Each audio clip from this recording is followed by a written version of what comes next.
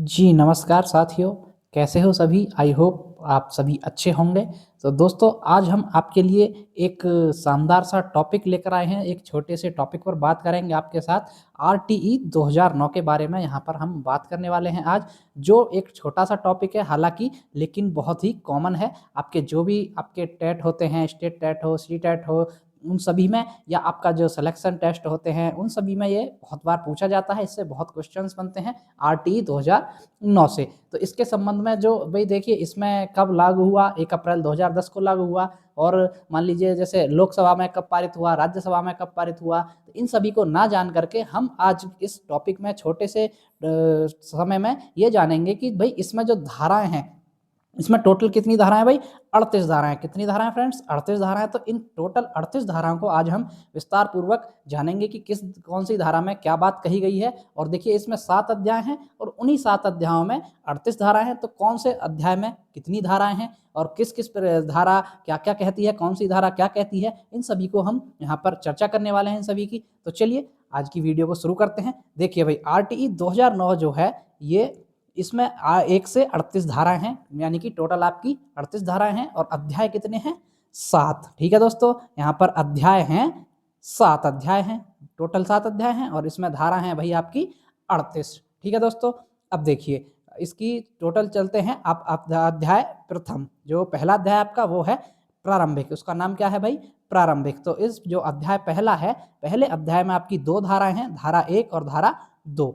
अब धारा 1 क्या कहती है आपसे? संक्षिप्त नाम, विस्तार और प्रारंभ। देखिए जो इसमें आरटीई में जो आपके संक्षिप्त नाम शॉर्ट फॉर्म यूज़ हुई हैं और जो इसका विस्तार है और जो प्रारंभ हुआ है, इस सभी के बारे में चर्चा की गई है। ठीक है? धारा 2 क्या कहती है? धारा 2 में है आपकी परिभाषाएँ, जो बच्चा, विद्यालय, उपयुक्त सरकार आदि ये जो वर्ड यूज़ होते हैं इस टोटल आरटीई एक्ट में, अधिनियम में, तो उसके संबंध में जो भी परिभाषाएँ हैं वो यहाँ पर वो परिभाषाएँ दी गई हैं कि भई बच्चा की परिभाषा दी गई, बच्चा क्या होगा एक्चुअली इसके रिगार्डिंग, विद्यालय है, विद्यालय क्या चीज़ होंगी, उपयुक्त सरकार है, इनकी क्या ज़िम्मेदारी है, तो इनकी परिभाषाएँ दी गई हैं धारा 2 में। ठीक है दोस्तों? चलिए आगे अध्याय आता है आपका अध्याय 2। अध्याय 2 में है भई आपकी अध्याय 2 क्या कहता है? 6 से 14 वर्ष के बच्चों का शिक्षा का अधिकार। इसमें आपकी 3 धाराएँ हैं, धारा 3, 4 और 5।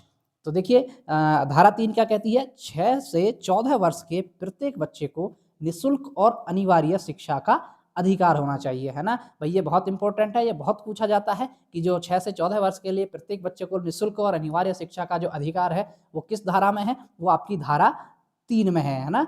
3 नंबर की धारा में है 6 से 14 वर्ष का निःशुल्क और अनिवार्य शिक्षा का अधिकार। इसी का नाम है यहाँ पर आरटीई का नाम भी यही है कि भई जो निःशुल्क और अनिवार्य शिक्षा का अधिकार दिया है, मिला था सभी को, वो आरटीई 2009 के तहत ही मिला था, है ना? और ये 1 अप्रैल 2010 को लागू हुई थी।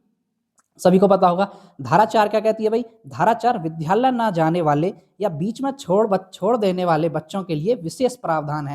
यानी कि जो बच्चे विद्यालय नहीं जाते या ड्रॉप आउट हो जाते हैं, बीच में ही विद्यालय छोड़ देते हैं जाना, तो उनके लिए वहाँ पे यहाँ पर विशेष प्रावधान जो किए गए हैं सरकार के द्वारा, वो यहाँ पर धारा नंबर 4 में उल्लेख है इनका।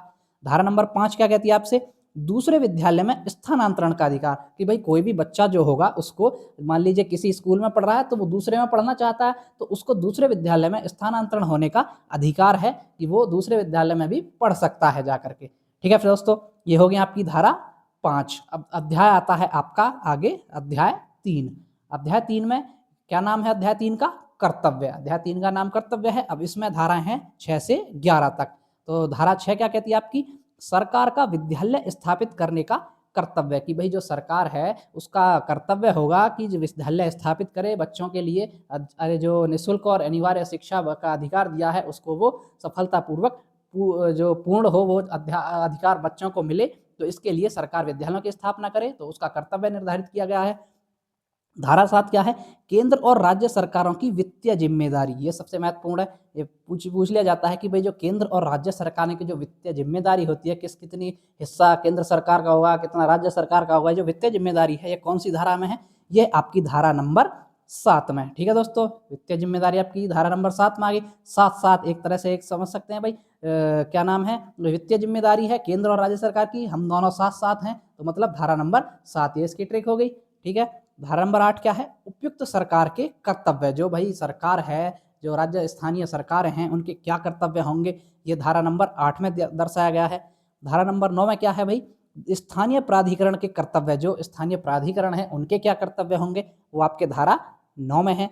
धारा 10 में क्या है, माता पिता अभिभावकों का कर्तव्य है। हाँ, ये भी इम्पोर्टेंट है कि भाई जो बच्चे के माता पिता हैं या अभिभावक हैं उनके क्या कर्तव्य होंगे इसको लेकर के, तो ये आपका जो कर्तव्य है वो आपके धारा नंबर 10 में बताए गए हैं। ठीक है दोस्तों। धारा नंबर 11 क्या कहती है आपकी, भाई 3 से 6 वर्ष के बच्चों के लिए पूर्व प्राथमिक शिक्षा। ये पूछ लिया जाता है आपसे कि भाई 3 से 6 वर्ष के बच्चों के लिए जो पूर्व प्राथमिक शिक्षा का प्रावधान है वो आरटीई की कौन सी धारा के अंतर्गत है, तो वो है आपका आरटीई की धारा नंबर 11 के अंतर्गत। ठीक है, वो आपकी धारा नंबर 11 के अंतर्गत है। ठीक है दोस्तों, चलिए भाई आगे बढ़ेंगे। अब आता है आपका अध्याय नंबर 4। अध्याय 4 क्या कहता है आपसे, देखिए अध्याय 4 का पहले तो नाम क्या है, विद्यालय एवं शिक्षक। ठीक है, अध्याय 4 का नाम है विद्यालय एवं शिक्षक। अब इसमें धाराएं हैं, धारा नंबर 12, इसमें सबसे ज़्यादा धाराएं हैं आई थिंक, हाँ इसमें सबसे ज़्यादा धाराएं हैं दोस्तों, इसमें है लगभग 28 धाराएं। ठीक है, 12 से और 28 तक है ये। चलिए धारा नंबर 12 देख लेते हैं। धारा नंबर 12 क्या है, विद्यालयों की जिम्मेदारी निजी विद्यालयों में 25% आरक्षण सहित। भाई विद्यालयों की जिम्मेदारी क्या होगी, तो ये जो निजी विद्यालय में 25% का आरक्षण है, जो वंचित वर्ग के समूह होते हैं, आर्थिक रूप से कमजोर होते हैं, वो भी निजी विद्यालयों में पढ़ सकें, उसके लिए 25% का जो आरक्षण होता है वो उन्हीं के लिए है निजी विद्यालयों में, कि भाई जो आर्थिक रूप से कमजोर बच्चे हैं, जो फीस या इतनी बड़ी डोनेशन नहीं दे पाते हैं, उनके लिए भी प्रत्येक निजी विद्यालय को 25% सीट आरक्षित रखनी होंगी। ठीक है, ये आपकी धारा नंबर 12 है, ये बहुत बार पूछ ली जाती है। धारा नंबर 13 क्या है, प्रवेश परीक्षा या कैपिटेशन फीस पर रोक, कि भाई आप प्रवेश करने के लिए बच्चे को कोई भी एंट्रेंस एग्जाम नहीं लेना होगा, कोई भी एंट्रेंस एग्जाम नहीं होगा बच्चे का, प्रवेश परीक्षा नहीं होगी, और या आप कैपिटेशन फीस या बोलते हैं ना कि जो वो क्या बोलते हैं जैसे डोनेशन फीस एक तरह से, वो नहीं ले सकते, उस पर रोक है, वो आपकी धारा नंबर 13 के अंतर्गत है। धारा नंबर 14 क्या कह रही है, प्रवेश के लिए आयु का प्रमाण, कि भाई हाँ प्रवेश के लिए आयु का प्रमाण होना चाहिए, और या अगर प्रमाण भी नहीं है तो आप बच्चे को बिना डॉक्यूमेंट के अभाव में उसको एडमिशन देने से मना नहीं कर सकते, एडमिशन देना पड़ेगा आपको। तो ये धारा नंबर 14। धारा नंबर 15 क्या है, बच्चे को रोके जाने पर रोक, कि बच्चे को ज़्यादा एक ही क्लास में नहीं रोका जाना है, तो उसको पर भी रोक है भाई। धारा नंबर 16, प्राथमिक स्तर पर फेल ना करने का प्रावधान, ये सबसे महत्वपूर्ण है, कि भाई आजकल जो प्राथमिक लेवल है उस पर किसी भी बच्चे को किसी भी कक्षा में फेल ना किया जाए, फेल नहीं करना है आपको, उसको पास ही करना है, तो उसका प्रावधान है आपका धारा नंबर 16 में, है ना। धारा नंबर 17, शारीरिक मानसिक दंड पर पूर्ण प्रतिबंध है, कि भाई जो टीचर है वो बच्चे को मारना पीटना धमकाना, ये सभी चीज़ें जो होती हैं उसको मानसिक रूप से प्रताड़ना देना, उन सभी का प्रतिबंध है, पूर्ण प्रतिबंध है इन सभी पर। धारा नंबर 17 ये बहुत बार पूछी गई है कि भाई जो शारीरिक मानसिक दंड पर प्रतिबंध है वो आरटीई की कौन सी धारा के अंतर्गत है, वो है आपका धारा नंबर 17 के अंतर्गत। धारा नंबर 18 क्या कहती है, विद्यालय की मान्यता, कि भाई विद्यालय की मान्यताएं कैसे कैसे होंगी, किस लेवल पर मान्यताएं होंगी, ये सभी उसकी जो विस्तार पूर्वक व्याख्या है उसकी धारा नंबर 18 में है। धारा 19, विद्यालय के मानक और शर्तें, कि भाई विद्यालय के मानक क्या होंगे, विद्यालय किस प्रकार के होने चाहिए, भवन किस प्रकार के होने चाहिए उनके, तो वो जो मानक और शर्तें हैं वो आपकी धारा नंबर 19 में है। ठीक है, धारा नंबर 20, मानक पूरे ना करने वाले विद्यालय, कि भाई जो मानक धारा 19 में दर्शाए गए हैं, बताए गए हैं कि विद्यालयों के मानक ऐसे होने चाहिए, अब उन मानकों को पूरा नहीं कर पाते जो विद्यालय, उनके लिए जो प्रावधान है वो आपके धारा नंबर 20 में है। ठीक है, धारा 21 क्या कहती है, विद्यालय प्रबंधन समिति, देखिए ये महत्वपूर्ण है, एसएमसी, है ना, ये सभी जो विद्यालय होते हैं सरकारी विद्यालय उनमें बहुत ही महत्वपूर्ण रोल होता है एसएमसी का। स्कूल मैनेजमेंट कमेटी जो होती है विद्यालय प्रबंधन समिति, तो इसका जो प्रावधान है इसका धारा नंबर 21 में है कि भाई प्रत्येक विद्यालय में एक एसएमसी का गठन होगा, उसका जो अध्यक्ष चुना जाएगा, माता पिता के जो बच्चे होते हैं उन्हीं के कोई एक माता या पिता में से अध्यक्ष चुना जाएगा, और जो सचिव होता है वो आपका जो विद्यालय का प्रधानाध्यापक या वरिष्ठ अध्यापक होता है वो उसका सचिव होता है। तो धारा नंबर 21 एसएमसी से संबंधित है।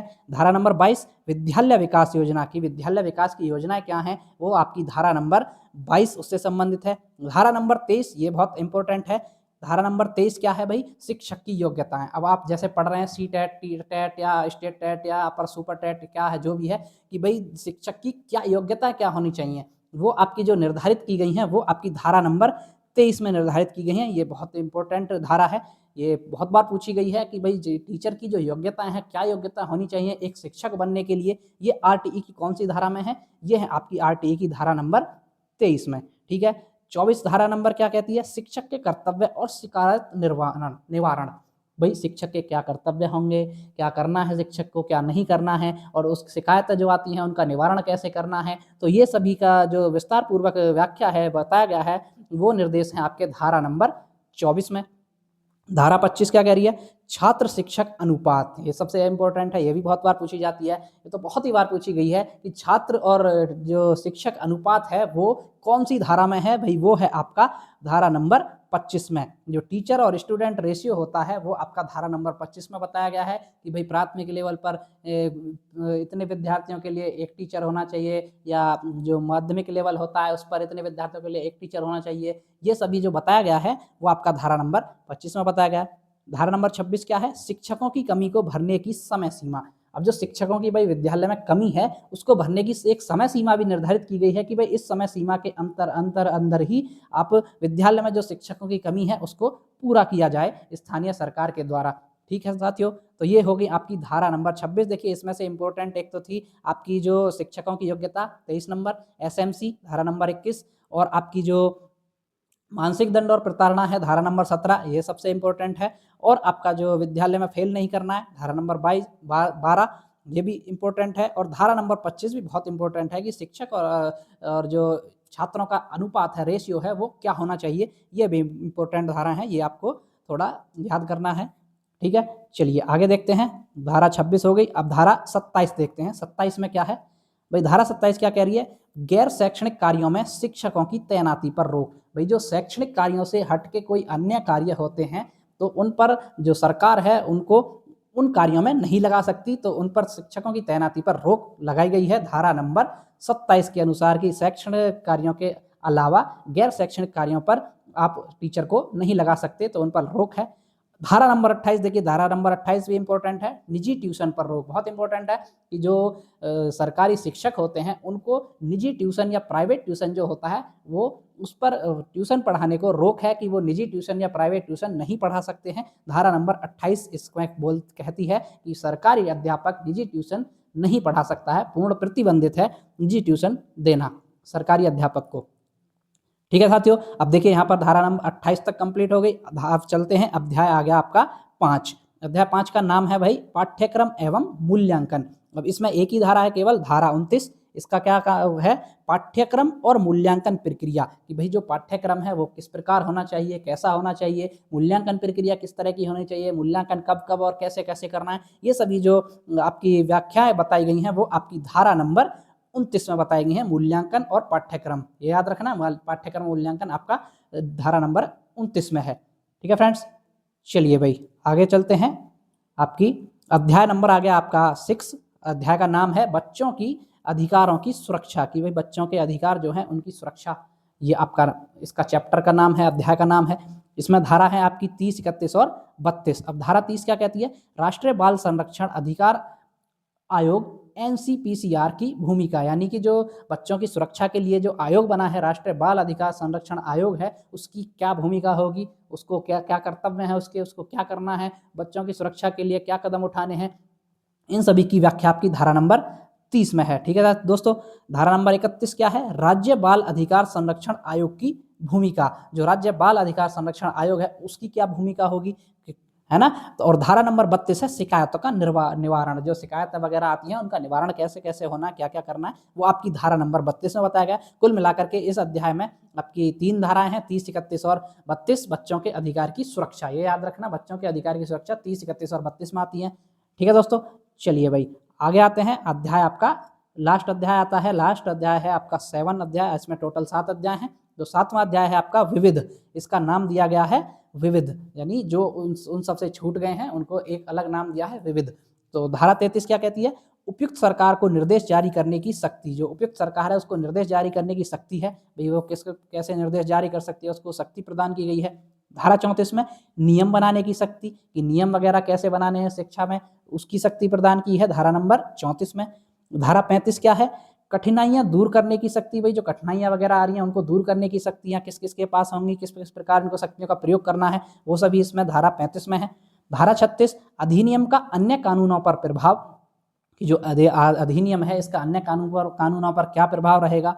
धारा 37 है आपकी निस्सरण और संरक्षण, और धारा 38 है नियम बनाने की सामान्य शक्ति, की भाई नियम बनाने की सामान्य शक्ति किसके पास होगी, क्या होगा, ये सभी आपकी धारा नंबर 38 में बताई गई है। ठीक है दोस्तों, ये थी आपकी धारा टोटल 38 धाराएं आरटीई 2009 की। जो आपका आरटीई 2009 है ना, वो आपका इसमें टोटल 38 धाराएं हैं, 7 अध्याय हैं। 7 अध्याय में मैंने बता दिया किस किस धारा में क्या क्या काम है। देखिए इसमें एक फिर से मोस्ट इंपोर्टेंट धाराएं, देखिए ये तो ज़्यादा नहीं आती हैं विविध वाली, इतना रोल नहीं है इनका विविध का।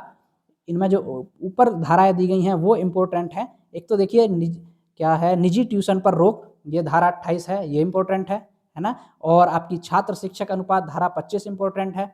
और आपकी धारा 21 इम्पोर्टेंट है, एसएमसी, क्योंकि एसएमसी वगैरह है इसमें। और आपका जो शारीरिक दंड वगैरह देते हैं बच्चों को, धारा नंबर 17, ये इम्पोर्टेंट है। धारा नंबर 12 इम्पोर्टेंट है कि जो प्राइवेट स्कूल्स हैं उनमें 25% आरक्षित सीटें होनी चाहिए, वंचित वर्ग के आर्थिक जो कमज़ोर बच्चे होते हैं उनके लिए। और आपके इसमें सबसे इम्पोर्टेंट है एक धारा कि भाई जो धारा नंबर 3, धारा नंबर 3 सबसे इम्पोर्टेंट है, क्योंकि ये नियम ही वही, कानून ही वही है ना कि भाई शिक्षा का अधिकार अधिनियम 2009, तो शिक्षा का अनिवार्य शिक्षा का अधिकार जो है वो 6 से 14 वर्ष के लिए निःशुल्क रहेगा। ये आपकी धारा नंबर 3 में है, ये सबसे इम्पोर्टेंट है। ठीक है, बाकी ये आपको धाराएं टोटल बता दी गई हैं। ठीक है दोस्तों, तो ये थी आरटीई 2009 की टोटल 38 धाराएं और 7 अध्याय। देखिए इसमें हमने इसका इतिहास नहीं जाना है कि क्या कब लागू हुआ, कब क्या हुआ, विधानसभा में कब पारित हुआ, वहाँ हमने इतिहास नहीं जाना। हमने केवल और केवल 38 धाराओं पर फोकस किया है, क्योंकि ये धाराएं बहुत पूछ ली जाती हैं और बार बार इन पर कन्फ्यूजन होता है। तो आज आई होप आपको अच्छे से समझ आई होंगी कि भाई किस धारा का में क्या है, किस धारा के अंतर्गत क्या दिया गया है, क्या बताया गया है किस धारा में, और कितने अध्याय हैं। 7 अध्याय हैं भाई, 38 धाराएं हैं। ठीक है दोस्तों, और ये आपका एक छोटी सी इन्फॉर्मेशन थी आपके लिए। तो आई होप आपको ये वीडियो अच्छा लगेगा, और अगर अच्छा लगेगा तो आप एक लाइक जरूर करके जाइएगा। तो चलिए मिलते हैं नेक्स्ट वीडियो में, तब तक के लिए धन्यवाद।